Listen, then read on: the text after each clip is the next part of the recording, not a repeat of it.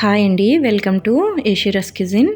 ఈరోజు ఈ శ్రావణ మాసం సందర్భంగా వరలక్ష్మి వ్రతానికి మనం అమ్మవారికి నివేదించే నైవేద్యాల్లో అతి ముఖ్యమైనది పులిహోర అండి. ఈ పులిహోరని మనకు టెంపుల్ స్టైల్లో ఎలా ప్రిపేర్ చేసుకోవాలో చేసి చూపిస్తాను. చాలా ఈజీగా ఫాస్ట్గా చేసుకోవచ్చండి. నేను చెప్పిన విధంగా ఒకసారి మీరు కూడా ఇలా ట్రై చేశారంటే చాలా క్విక్గా అయిపోతుందండి. ఏ హడావిడి లేకుండా ప్రిపేర్ చేసుకోవచ్చు. దీనికోసం ముందుగా ఒక బౌల్ తీసుకొని దానిలో ఒక గ్లాసు రైస్ని తీసుకోవాలండి. ఈ రైస్ని 2 సార్లు కడిగి శుభ్రం చేసుకొని ఒక కుక్కర్ గిన్నెలోనికి వేసుకోవాలి.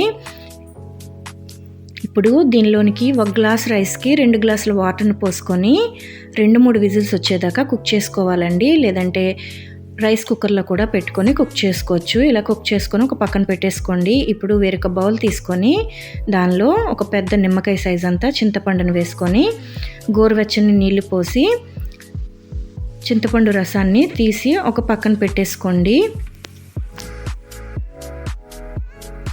వేరొక మిక్సీ జార్ తీసుకొని దానిలోనికి 1.5 స్పూన్ ఆవాలు వేసుకోవాలండి.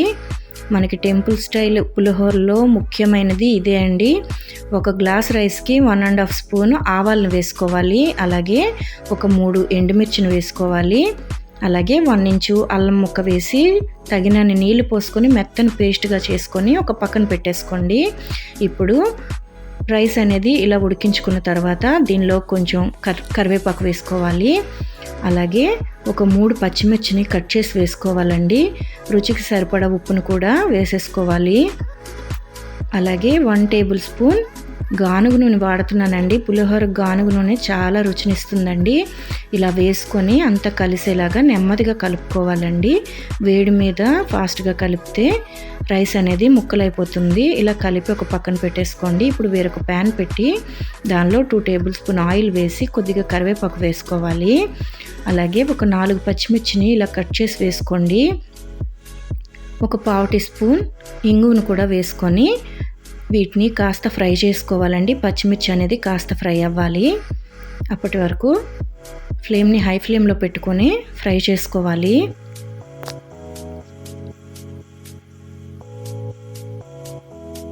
ఇలా కాస్త రంగు మారితే సరిపోతుందండి. ఇప్పుడు మనం చింతపండు రసాన్ని తీసి పెట్టుకున్నాం కదండి, అది వేసుకోవాలి. అది వేసుకొని ఒకసారి కలుపుకోవాలండి. ఇలా కలుపుకొని మనకి అది కాస్త చిక్కగా అవ్వాలండి. చింతపండు రసం అనేది చిక్కగా అవ్వాలి. అప్పటిదాకా కలుపుతూ మనం మరిగించుకోవాలి. అలాగే కొద్దిగా ఒక 1/2 టీ స్పూన్ పసుపును కూడా వేసుకోవాలండి. వేసుకొని వీడియోలో చూపిస్తున్న విధంగా ఇలా దగ్గరగా అవ్వాలండి. అప్పటి వరకు మనం కుక్ చేసుకోవాలి.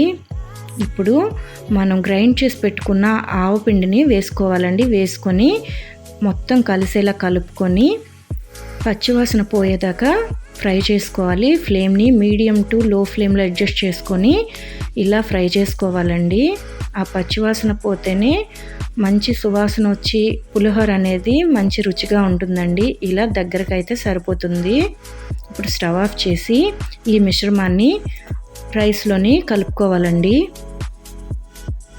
ఇలా రైస్లో వేసుకొని మొత్తం అంతా కూడా కలిసేలాగా నెమ్మదిగా కలుపుకోవాలండి.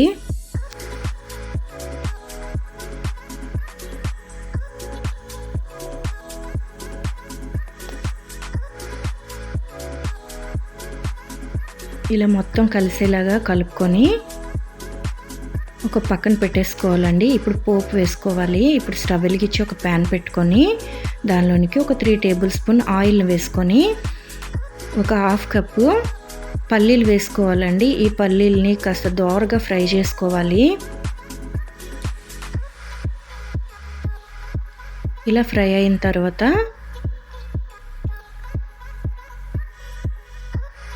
దీనిలోనికి ఒక 1/2 టీ స్పూన్ ఆవాలు, అలాగే 1 టేబుల్ స్పూన్ శనగపప్పు వేసుకోవాలండి.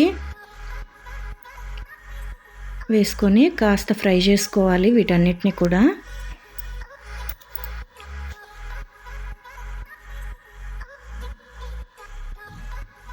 ఇలా ఫ్రై చేసుకున్న తర్వాత ఒక 4 ఎండుమిర్చిని కట్ చేసి వేసుకోవాలి. అలాగే కొద్దిగా కరివేపాకు వేసి పోపంతా కూడా కాస్త వేగాలండి.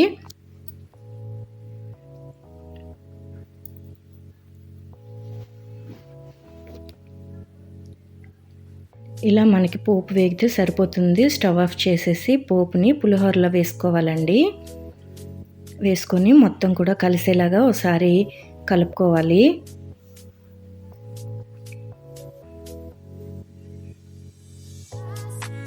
ఇంతే అండి, చాలా సింపుల్గా మనం దీన్ని ప్రిపేర్ చేసుకోవచ్చు. ఫస్ట్ టైం చేసేవాళ్ళు కూడా ఎలాంటి డౌట్ లేకుండా ఇలా ఒకసారి చేశారంటే టేస్ట్ అనేది చాలా బాగా కుదురుతుందండి.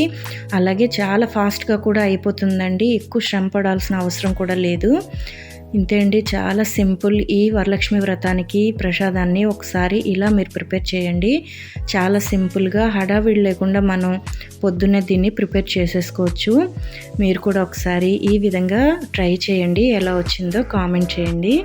ఈ వీడియో కనుక మీకు నచ్చినట్టయితే వీడియోని మీ ఫ్రెండ్స్ అండ్ ఫ్యామిలీకి షేర్ చేయండి. ఛానల్ని ఎవరైనా సరే కొత్తగా చూస్తున్నట్టయితే ఛానల్ని సబ్స్క్రైబ్ చేసుకోండి. అలాగే ఈ వీడియో మీకు ఉపయోగపడింది అంటే కనుక షేర్ చేయడం మాత్రం మర్చిపోద్దండి. అచ్చం మనకి గుళ్ళో పెట్టే ప్రసాదం ఏ రుచితో ఉంటుందో అదే రుచి అండి. మనం ఇంట్లో ఇలా సింపుల్గా ప్రిపేర్ చేసుకోవచ్చు. చాలా ఈజీగా, చాలా సింపుల్గా మనం ఇంట్లో ప్రిపేర్ చేసుకోవచ్చండి. మీరు కూడా ఒకసారి ఇలా ట్రై చేయండి. వీడియోని లైక్ చేయండి, కామెంట్ చేయండి. Thank you for watching.